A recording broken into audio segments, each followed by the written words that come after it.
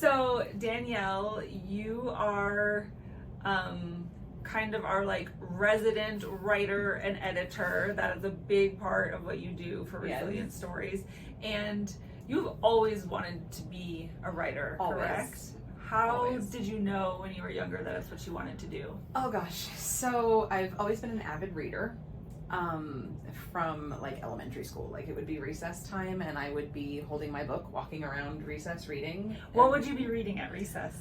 In elementary school, oh gosh, Judy Moody, I think, is one of the things I read. Love Judy Moody. And then I liked the Little House on the Prairie, Little Women. Like I read all the Little House on the Prairie. Yeah, those were great. And I would read them outside at recess, be walking around. Like the teachers were always constantly trying to make sure I wasn't like running into a pole. And, like, it was wild. Oh my gosh. Yeah. You were that kid. I was totally that kid. Yeah. And it's okay. It's just the yeah, don't mind the dog. He lives here. Anyway, so it started with reading.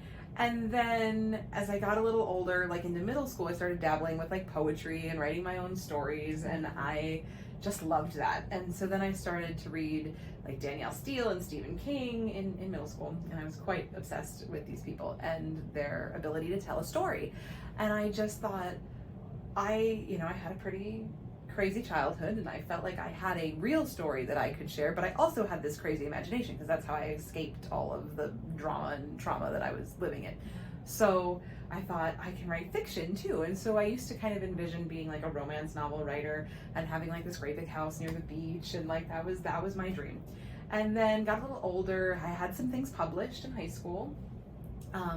In like the who's who of poetry, and then way back, I'm dating myself here, but back in the 90s there was this thing called sweet101.com, and it was like the first sort of blog place where you could publish articles and they would pay you, and it was pennies, per article that people would read or whatever.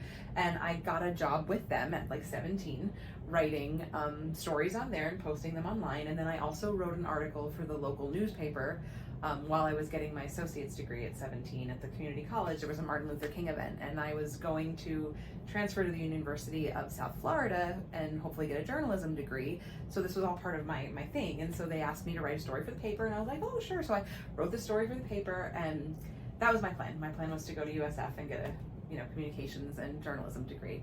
And if you check out the website, you'll learn why that didn't happen. I'm not going to share that in this video. You have to go read that story. But that didn't happen, and I ended up moving to Montana, and I had a wild college journey where I started out as an equestrian major and then transferred to a political science major and then moved to New York and was going to get a law degree because that was the second dream. That didn't work. I came back and ended up getting a bachelor's in business administration, because I had been in management for all of these years in between all of this school and stuff. So I thought that's just the easiest thing for me to do right now. So I got that. And then I had like a 20-year management career. Various avenues. I managed restaurants, retail, nonprofits. It didn't matter. My hand was kind of in all things. Yeah. And I got a master's in leadership, and I hated every minute of it. I went to work every day, and the things I liked about managing people were the connections I had with people. And it was mostly the times where we would learn things about each other and learn stories about each other that you worked with me, and there was a lot of story sharing, and I loved hearing and I loved sharing.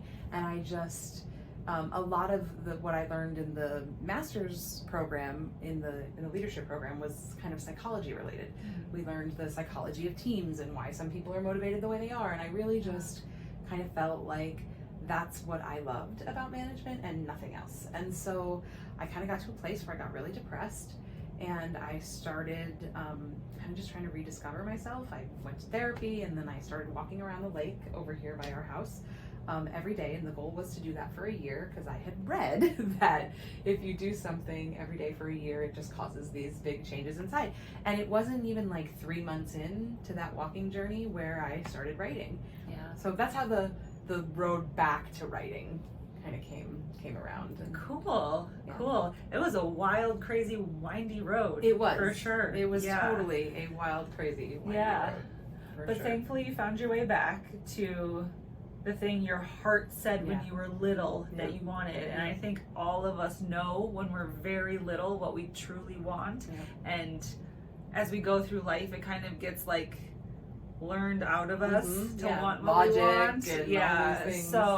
So great that you found your way back to it. Yeah. And then when do you remember the moment where you had the idea to make a community where people could share their stories? What got you into the space of wanting to also share other people's stories after sharing your own life story of resilience? So the road back to writing was windy and crazy. The writing road itself was also a little windy and crazy because it started out where I was publishing my stories on Medium, and they got a lot of traction there. I had quite a good following on there. And then I thought, I wonder if I could just, do this instead of working where I was working. And so I got on Upwork and found a bunch of clients, and the pandemic hit, and so I was able to just kind of stay home and write, and I realized I could replace my income doing that, so I did. And then one of my biggest clients just ended up turning into a bigger and bigger income source until eventually he was my only client. And then I got hired on there full time as managing editor, and you came along and wrote there too, and then we were doing really well there. And then about a year into that, we, the whole team, myself, Leah, all the other writers, we got laid off. And in that moment, I was faced with that choice, right? Like, what do I do now? Do I look for another job with another publication that I can write and edit and work from home with the schedule that I had at our previous place? Do I just go back into the workforce, which I hadn't been into a work building in like 4 years? And my life is no longer really set up that way. So I was like, oh, I don't know what to do. And my husband and a couple other friends were like, you should just, start your own website. And I thought back in that moment when I was on Medium, I started a publication. I had been writing on Medium for maybe about a year. And I started a publication on there, and it was called Voices of Resiliency. And in that time when I started that publication, I had envisioned people sharing stories like mine that had to do with their own challenges and things in this publication. And it never really took off because I never really nurtured it the way that I needed to. I was busy, working and having kids, doing things, and, writing my own stories. And so it kind of just existed there.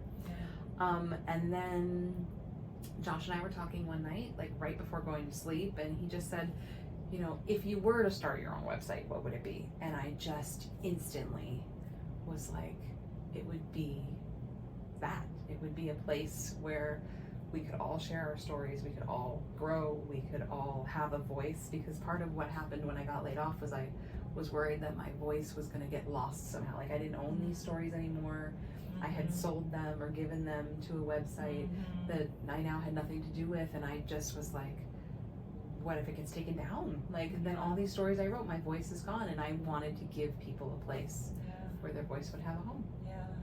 Wow. I didn't know that you started it as a blog on Medium it did. First. That's so cool. And a long time ago, like 3 years ago. And I think I had like 2 people contribute. Wow.